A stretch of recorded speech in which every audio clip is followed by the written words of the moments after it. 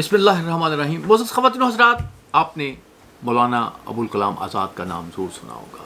غبار خاطر لکھنے والے، سیرت لکھنے والے، اور کیا کیا ان کی تحریر جو ہے اس نے برِ صغیر کی جو کلچر ہے، برِ صغیر کی جو صحافت ہے، برِ صغیر کا جو علم ہے، اس کو کیسے کیسے تبدیل کیا.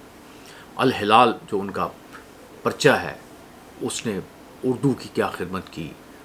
ایک تحریک ہے جس کا نام مولانا ابوالکلام آزاد ہے.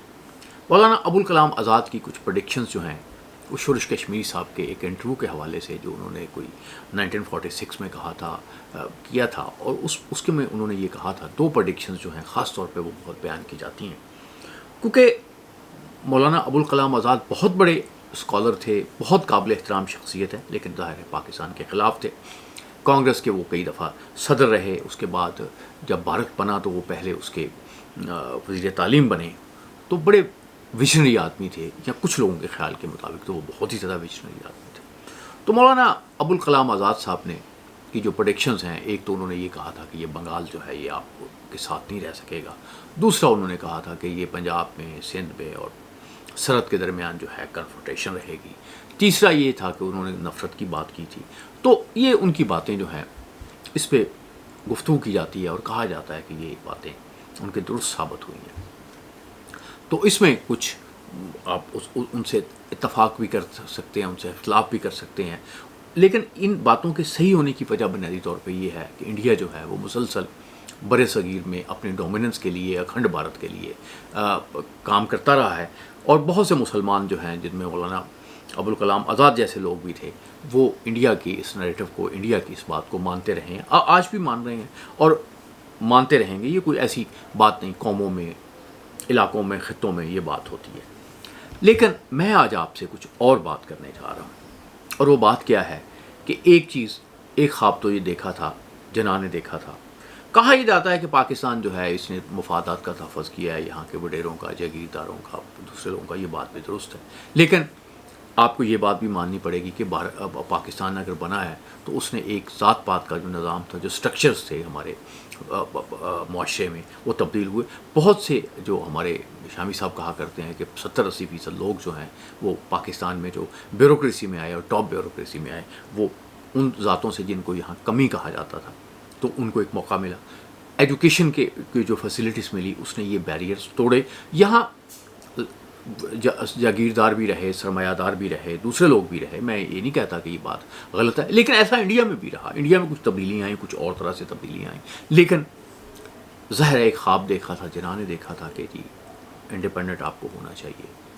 دوسرا خواب جو ہے وہ ابوالکلام آزاد نے دیکھا تھا، ان جیسے لوگوں نے دیکھا تھا. ہم ان سے اختلاف نہیں کرتے، اور انہوں نے جو باتیں پریڈکشنز کی تھی وہ درست تھیں، لیکن اب خواب کی تعبیر کیسے ہو رہی ہے، اس پہ ضرور سوچنے والی بات ہے. اور یہ پچھلے دنوں اس خواب کی تعبیر جو ہے مجھے معروف جو انڈین ایکٹر ہیں عامر خان، ان کے ایک انٹرویو سے لگی. عامر خان جو ہیں ان کا تعلق جو ہے مولانا آزاد کے خاندان سے ہے، اس پہ وہ فخر کرتے ہیں.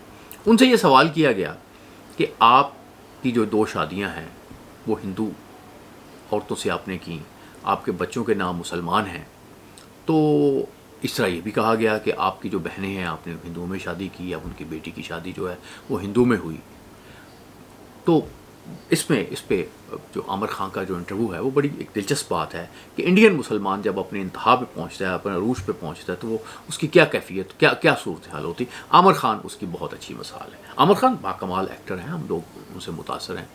انہوں نے بے شمار فلم انڈسٹری کو دیا، برِ صغیر میں وہ بہت بڑا نام ہے، دنیا بھر میں ان کی ایک پہچان ہے. لیکن بطور مسلمان آپ کو اسی طرح سے رہنا پڑتا ہے.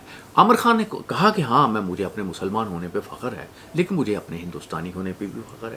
انہوں نے کہا کہ یہ جو ان کی بیویاں ہیں، یعنی جو رینا دتا جو پہلی ان کی مسز تھیں، پھر اس کی کرن راؤ تھیں، تو پہلی بیوی سے جو ہیں ان کے بیٹے جو ہیں ان کا نام انہوں نے رکھا جنید تھا، ایک کا نام ایرا ہے بچی کا نام، تو جس کی شادی ہوئی ہے وہ اس کے ہندو شوہر سے.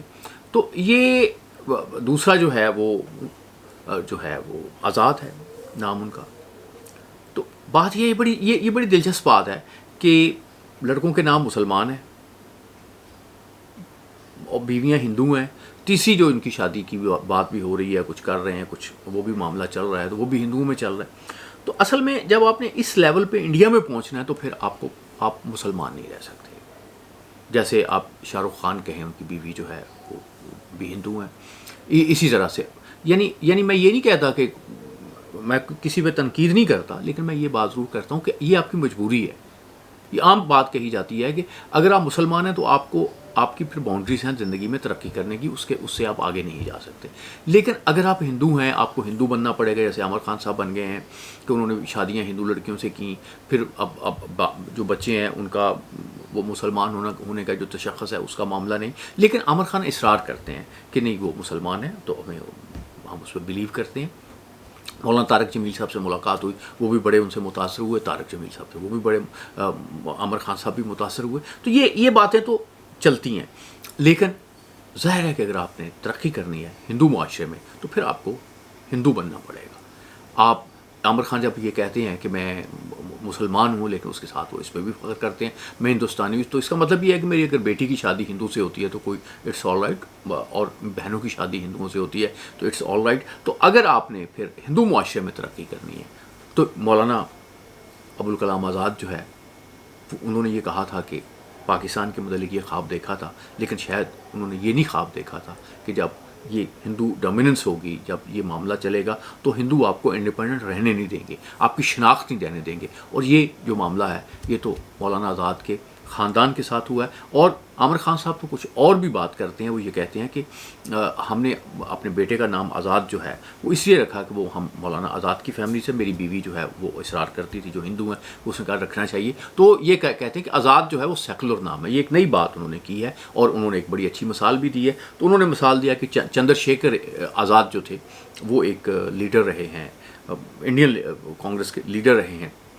تو انہوں نے کہا وہ بھی ان کا نام بھی آزاد تھا. تو میرا خیال ہے کہ مولانا ابوالکلام آزاد نے سب کانٹیننٹ میں جو مسلمانوں کا مستقبل دیکھا ہوگا اس میں یہ نہیں دیکھا ہوگا کہ چند نسلوں بعد، ایک دو نسلوں کے بعد ان کی نسل جو ہے اس میں ہی لوگ جو ہیں اپنی بیویاں جو ہیں ہندو عورتوں سے شادی کریں گے، اور اس کے بعد اپنی بیٹی جو ہے وہ ہندو سے اس کی بھی شادی کر دیں گے، اپنی بہنوں کی بھی شادی کر دیں گے، اور پھر اپنے مسلمان ہونے پہ فخر بھی کریں گے. یہ مسلمان ہونے کا ایک ایسا برانڈ ہے جو انڈیا میں پیدا ہو رہا ہے.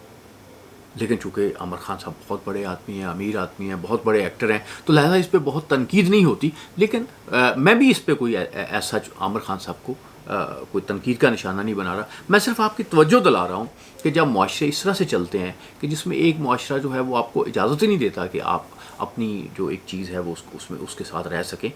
ہاں عامر خان صاحب نے اگر کہیں رہنا ہوتا پسماندگی میں، تنہائی میں، تو پھر تو وہ مسلمان رہ سکتے تھے. لیکن اگر آپ نے عروج پہ پہنچنا ہے اور خاص طور پہ انڈیا میں پہنچنا ہے تو پھر آپ کو ہندو ہونا پڑے گا. اور عامر خان صاحب کتنا بھی اصرار کر لیں، بہرحال وہ ہندو مت سے بہت زیادہ دور نہیں. اللہ حافظ.